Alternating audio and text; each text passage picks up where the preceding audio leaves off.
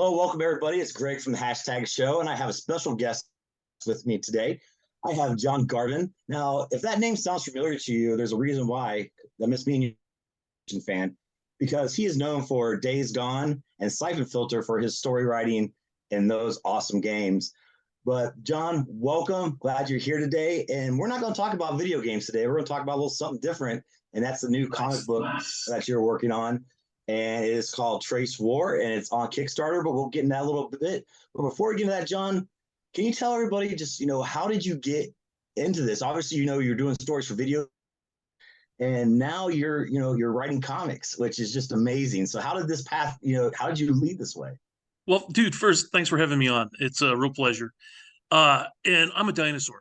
I've been doing I've been doing comics and video games hand in hand for 35 years. So I played my first video game in like mid 70s when my dad got a copy of Pong, one of the first home consoles, and I was there during the quarter arcade revolution. And at the same time, I was a huge comic book fan. I remember buying Jack Kirby's Commandy #1 off the stands for a quarter, and it was just a huge read comics and created comics in the early 80s. Like I saw you got some Teenage Mutant Ninja Turtle stuff there. Dude, I was there during the black and white revolution of the early 80s when Eastman and Laird first self-published that comic, and it ignited an entire independent comics revolution. I was there for that. And then shortly after, I got a job at Dynamics creating, graphic adventure games. So I've always loved comics and games. I've always written stories. I actually have a master's degree in Shakespeare, believe it or not, and got into games because I was tired of being a broke. So I had done comics on my own. I, had a bunch of background in English language, and in the early days of video games, they didn't have writers, so I could write, and so I ended up writing the Siphon Filter stories, and I've been writing ever since. So Nice. Trace War is just kind of a natural progression of that. Like I spent 6 years working on Days Gone, massive story, 6 hours of cinematics. I think the final script, which I wrote all myself, was something like 12,000 pages, which in Hollywood script format is the equivalent of 4 or 5 feature films. So Yeah. with Trace War, I kind of wanted to continue that same direction. I wanted to say, okay, I want a massive world. I want to do a lot of world building. I actually started working on it as an open world game when Mike Mumbauer and I started talking about turning it into sort of a transmedia, a story that could be told across multiple types of platforms. And so then it kind of, the focus has turned into the comic for now. It's kind of funny how you said you want to build this world, because what we're going to get into next, obviously, for people who've seen this Kickstarter or know a little bit about this Trace War story, we're obviously going into a post-apocalyptic Earth, after some climate, issues and war and the trace and all this stuff. So Earth is pretty much broken down right now. So with that, where did this idea come from? Where did the inspiration dude, and it's so the funny. creative team, like where did you guys come up with this awesome story? Yeah, it's all me. Because I kind of work in a box here. But it's funny you call it post-apoc. I think we actually used that word on the Kickstarter webpage. I don't consider it post-apoc. I consider it post-apocalyptic the same way Shakespeare was post-apocalyptic to the Roman Empire, right? So the Roman Empire falls, and 1,000 years later, this dude is writing about it. Dude, that's Trace War. Trace War is far future, so we're 1,000 years in the future. And the reason I did that is I kind of wanted to move beyond what I had done in Days Gone, which was literally just a few years after the world ended. This is a long time after the world ended. I wanted there to be enough time for other civilizations to kind of have risen and fallen. So, for the open world game and for the comic, it gives Ash a lot of room to explore, ruins that are unknown to us, and uncover mysteries about who these other people were and so on. So I'm really, really fascinated by archaeology and history, and I just wanted that to be a part of this world. But in terms of where the inspiration come from, dude, I love all stories like this, like the new Dune that just came out recently. I thought that was really, really well done. And I love science fiction films that deal with the end of the world and alien invasions and all the tropes of post-apocalyptic worlds. I love that stuff, and I was just trying to do something new with it. Yep, and with this score, now I'm not going to try to give too many spoilers out, because I want people to support this Kickstarter and read it themselves, because it is a great story. I was lucky enough to get to read the issue 1. So with your creative team, especially with the art and the flow of things. Were you amazed about how well the colors and the artistic stuff kind of flew with the story? But on top of that, you could actually go through and look at it and not even read the words and know what's kind of going on in the story. How did that look when you first saw that? I was blown away, to be honest. So when I was doing comics in the 80s and 90s, I was doing the art myself. I was working in a genre where I was doing all the drawing and inking.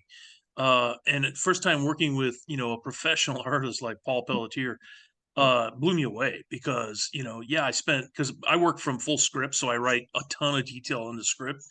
And then that gives the artist a ton of room to interpret and bring it to life. And first time I saw the pages, I didn't know what to expect. And, to kind of see these characters, not just the characters and how he makes them alive with motion on a static page is pretty impressive, but just the settings and the props and the vehicles and all that. We had some concept art because the game had been in development for a year before we started working on the comic.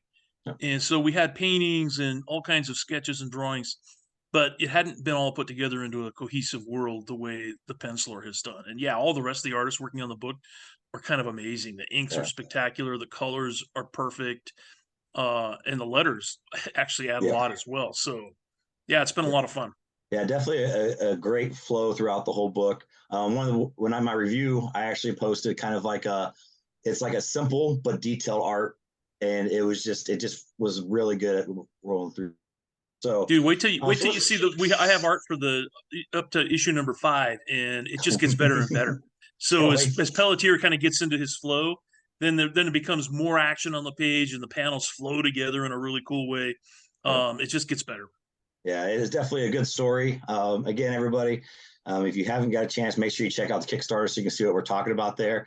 Now, what I really like about the story is some of the characters were introduced. Now, I know that we're only going to talk about issue 1, and I don't want to go too far ahead of things, but can you tell us a little bit about the inspiration of Ash and, some of the other characters from Ghost? And, how did you get that? Because Ash, to me, kind of gives me that Winter Soldier kind of feel.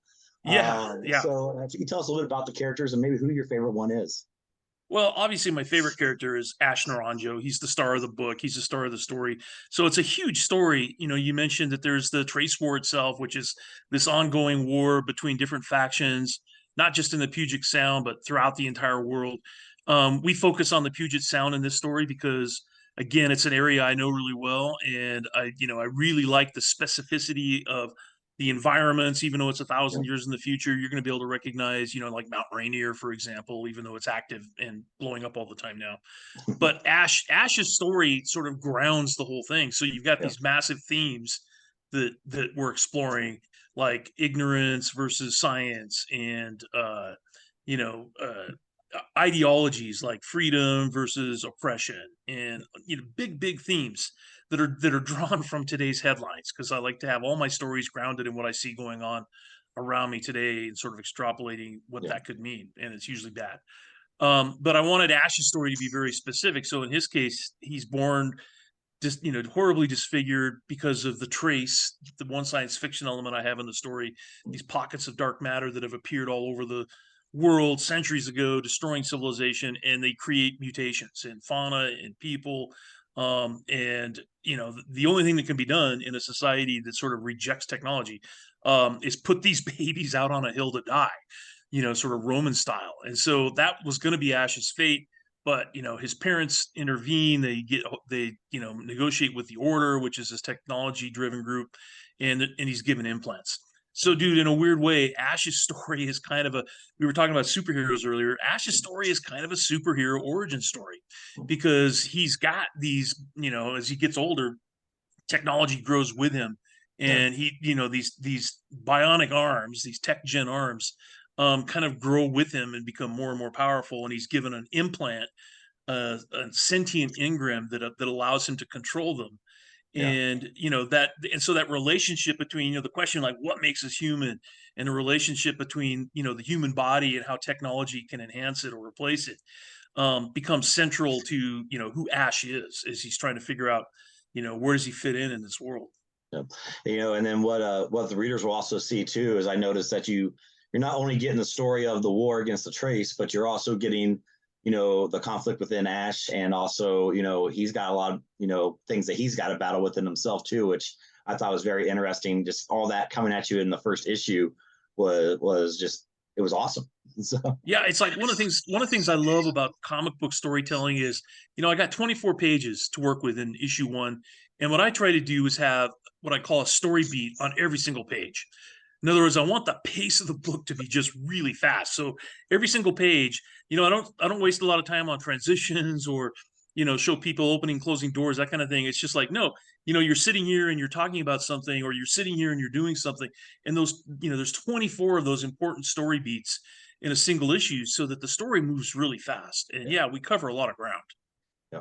And obviously this is on Kickstarter right now. And as of today, I mean, you're already halfway to your goal, which is awesome. But can you tell us a little bit about what's going on with this project on Kickstarter, some of the rewards as well for people who back it? Oh, dude, we've got a little bit of everything. So one of the things is we've got a ton of alternate covers that we had done by really, really famous and well-known comic artists like Brett Booth. Those are going to be offered as a package. We've got I just finished signing a bunch of these. We printed a gold foil edition of #1, and the printing is just spectacular. I mean, it's really top notch. I've actually even submitted a couple of my copies to CGC, in hopes that I can get a 10.0 out of them. We'll see how that goes. But it's a really beautiful book, and that's available for a pledge. We've got the motion comic. I learned Unity a couple of years ago, after I left Sony, because I wanted to work on some personal projects, and I created a motion comic for the first issue of the book. And it's got animation, it's got sound, it's got music. It's pretty cool. So we're offering that. Yeah, you just check it out. There's a ton of stuff. All right.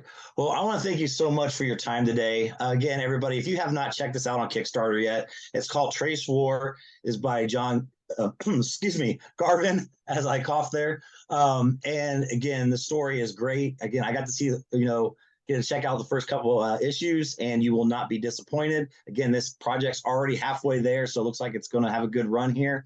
And again, thank you, John, so much for coming on here today and talking about this. And I guess I'll end with one last question. I got to ask every comic book person: who is your all-time favorite superhero? Oh, dude. Well, it's because of who I grew up with. My all-time favorite is not one but four, the Fantastic Four, and I just loved Jack Kirby's original rendition of them. With Galactus and the Silver Surfer. I wish that Marvel would figure out how to turn out a good Fantastic Four movie. Maybe there's one coming up in our future. I haven't seen one yet. But yeah, Stan Lee, Jack Kirby, Fantastic Four, my all-time favorite. All right. Well, that's all. So much again for coming on here today. It was fun. It was awesome talking comics and collectibles, and I cannot wait to see the next 3 issues after this, and see how the story goes, because so far it's been a good ride.